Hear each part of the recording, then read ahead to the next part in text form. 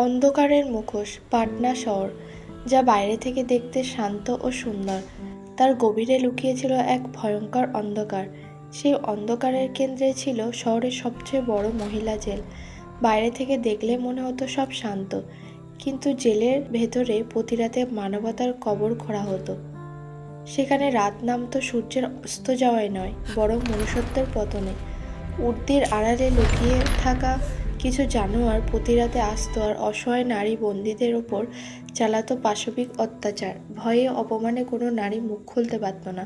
তারা জানতো অভিযোগ করলে তাদের জীবনটা নরকের চেয়েও ভয়াবহ হয়ে উঠবে। কিন্তু সেই অন্ধকারের দেওয়াল কাঁপিয়ে এক ঝড় আসতে চলেছিল। সেই ঝড়ের নাম আইপিএস অনন্যা শর্মা, একজন নির্ভীক স্পষ্টভাষী অফিসার, যিনি সিস্টেমের গভীরে বাসা বাঁধা প্রতিটি অন্যায়কে শিকড় সিদ্ধ উপড়ে ফেলার শপথ নিয়েছিলেন। গয়ার মতো একটি ছোট শহর থেকে উঠে এসে নিজের পরিশ্রম আর দৃঢ়তার জোরে পাটনার মতো বড় শহরে আইপিএস অনন্যা শর্মা পদে পৌঁছেছিলেন। অপরাধীদের কাছে তিনি ছিলেন সাক্ষাৎ যমদূত। তার নাম শুনলেই পাটনার বড় বড় অপরাধীর বুকের ভিতরটা কেঁপে উঠত। অনন্যার জেরার ভয়ে নির্দোষ ব্যক্তিও অপরাধ স্বীকার করে নিত। তার একটাই নীতি ছিল, অপরাধী যতই বড় হোক না কেন শাস্তি তাকে পেতে হবেই। একদিন সকালে আইপিএস অনন্যা শর্মা তার অফিসে বসে খবরের কাগজে চোখ বোলাচ্ছিলেন। এমন সময় দরজার কেউ একজন ভয়ে ভয়ে টোকা দিল। ভেতরে ঢুকলেন রতন, পাটনা মহিলা জেলার রান্নাঘরের একজন সহকারী। রতনের মুখটা ফ্যাকাশে দেখাচ্ছিল, গলা কাঁপছিল। সে বলল, ম্যাডাম, আপনাকে একটা জরুরি কথা বলার ছিল। অনন্যা কাগজটা নামিয়ে রেখে বলেন, বলো রতন, কি হয়েছে? রতন কাঁপা কাঁপা গলায় বলল, ম্যাডাম, পাটনা জেলে মহিলা বন্দীরা সুরক্ষিত নয়। রাতের বেলা তাদের সাথে খুব খারাপ ব্যবহার করা হয়, তাদের ভয় দেখানো হয়, নির্যাতন করা হয়। অনন্যার কপালে চিন্তার ভাঁজ পড়ল। তিনি গম্ভীর গলায় বললেন, তুমি জানো? তুমি কি করে মারাত্মক অভিযোগ করছো রতন? আমি জানি ম্যাডাম, কিন্তু আমি সত্যি বলছি। দিনের বেলায় যারা জেলের পাহারাদার, রাতের বেলা তারাই হয়ে ওঠে জল্লাদ। তারা অসহায় মহিলাদের দুর্বলতার সুযোগ নেয়। অনন্যার চোখে আগুন জ্বলে উঠল। তোমার কাছে কোনো প্রমাণ আছে? রতন দীর্ঘশ্বাস ফেলে বলল, ম্যাডাম, আমি নিজের চোখে সব দেখেছি, কিন্তু প্রমাণ জোগাড় করার মতো সাহস বা ক্ষমতা আমার নেই। আমি মুখ খুললে হয়তো আমাকে মেরে ফেলতো। তাই আপনার কাছে এসেছি। আমি জানি একমাত্র আপনিই কিছু করতে পারবেন। অনন্যা কিছুক্ষণ চুপ করে রইলেন। তার মনে পড়ল গত সপ্তাহে তিনি জেল পরিদর্শনে গিয়েছিলেন, কিন্তু কোনো বন্দী একটিও অভিযোগ করেনি। রতন বলল, ম্যাডাম, ওরা সবাই ভয়ে সিটিয়ে থাকে। ওদের হুমকি দেওয়া হয়েছে যে মুখ খুললে এমন পরিণতি হবে যা ওরা কল্পনাও করতে পারবে না। অনন্যার চোয়াল শক্ত হয়ে গেল। তিনি বললেন, তুমি অনেক সাহস দেখিয়েছ রতন, এবার আমার পালা। সেই দিনই সন্ধ্যায় কোনো খবর না নিয়ে অনন্যা জেলে পরিদর্শনে গেলেন। জেলের সন্দীপরাই খুব যত্ন করে সবকিছু দেখালেন। ফাইলপত্র, রেজিস্টার, সবকিছু নিখুঁত। বাইরে থেকে বোঝার উপায় নেই যে এই জেলের ভেতরে এক ভয়ঙ্কর জগৎ লুকিয়ে আছে। অনন্যা আলাদা করে মহিলা বন্দীদের সাথে কথা বলার চেষ্টা করলেন, কিন্তু সবার মুখেই ছিল কুলুপ আটা। তাদের চোখের ভাষা বলে দিচ্ছিল এক গভীর ভয় আর অসহায়ত্বের কথা। অনন্যা বুঝতে পারলেন সেই নীরবতা হাজার চিৎকারের চেয়েও ভয়ঙ্কর। অফিসে ফিরে এসে অনন্যা এক কঠিন সিদ্ধান্ত নিলেন। সত্যিটাকে সামনে আনার জন্য তাকে এমন এক পদক্ষেপ নিতে হবে যা তার জীবনকে বিপদের মুখে ঠেলে দিতে পারে। তিনি তার বিশ্বস্ত সহকর্মীকে ডেকে বললেন, আজ রাতে আমি জেলের ভেতরে যাব, তবে আইপিএস অফিসার হিসেবে নয়, একজন সাধারণ কয়েদি হিসেবে। কোনো উর্দি থাকবে না, থাকবে না কোনো পরিচয়।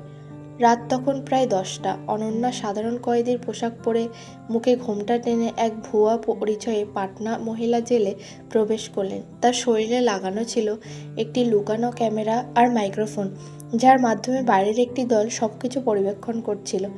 ভেতরে ঢুকেই তিনি যে দৃশ্য দেখলেন তাতে তার রক্ত হিম হয়ে গেল। কিছু পুলিশ অফিসার মহিলা বন্দীদের জোর করে নাচতে বাধ্য করছিল।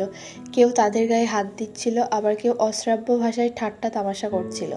বন্দীদের চাপা কান্নার অসহায় আর্তনাদের জেলের বাতাস ভারী করে তুলেছিল। এমন সময় একজন পুলিশ অফিসার অনন্যার দিকে এগিয়ে এলো। তার চোখে ছিল সন্দেহ। কর্কশ গলায় সে জিজ্ঞেস করলো, এই, তুই কে? আগে তো তোকে দেখিনি। নাম কি তোর? অনন্যা নিজেকে সামলে নিয়ে নরম গলায় উত্তর দিলেন, সাহেব, আমার নাম ফাতিমা। আজই আমাকে এখানে আনা হয়েছে। কি অপরাধ করেছিস? আমার ওপর চুরির মিথ্যে অভিযোগ আনা হয়েছে সাহেব, আমি নির্দোষ। পাশে দাঁড়িয়ে থাকা অন্য পুলিশরা অট্ট হাসিতে ফেটে পড়ল। একজন ব্যঙ্গ করে বলল, এখানে সবাই নিজেকে নির্দোষ দাবি করে। এখন বেশি কথা না বলে আমাদের পা টিপে দে, না হলে তোর কপালে অনেক দুঃখ আছে। অনন্যা তার চোখের দিকে তাকিয়ে শান্ত কিন্তু দৃঢ় গলায় বললেন, আমি এখানে আমার শাস্তি ভোগ করতে এসেছি, আপনাদের সেবা করতে নয়। যতক্ষণ না আমার অপরাধ প্রমাণিত হচ্ছে আমি একজন সন্দেহভাজন, আপনাদের কৃতদাসী নই। এই কথা শোনার সাথে সাথে পরিবেশ উত্তপ্ত হয়ে উঠল। একজন অফিসার গর্জে উঠল, অনেক মুখ চলছে তোর, যা বলা হচ্ছে কর, না হলে এমন জেলে পাঠাবো যে সারা জীবন কাঁদতে হবে। অনন্যা একটুও ভয় না পেয়ে বললেন, আমি ভয় পেতে আসিনি, মিথ্যে অভিযোগের বিরুদ্ধে লড়তে এসেছি।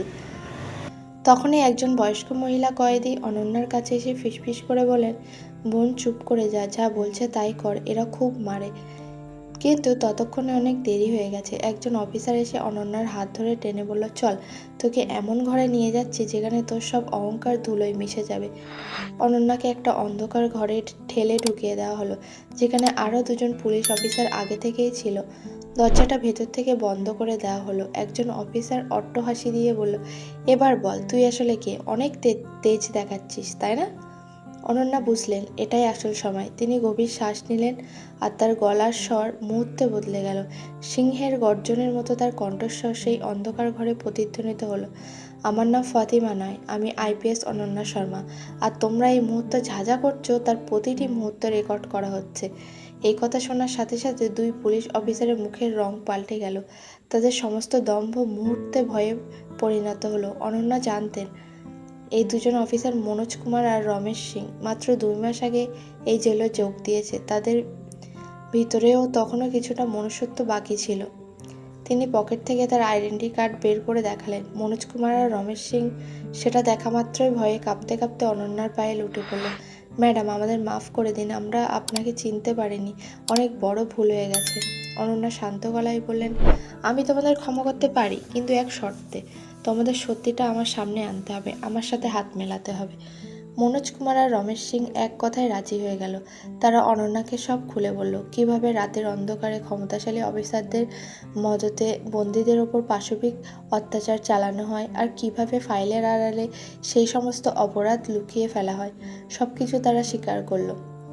অনন্যা তাদের হাতে একটি লুকানো ক্যামেরা ও মাইক্রোফোন দিয়ে বলেন, আজ থেকে এই জেলে প্রতিটি অন্যায় রেকর্ড করতে হবে তোমাদের। মনোজ কুমার আর রমেশ সিং ভয় পেলেও অনন্যার কথাই ভরসা পেল।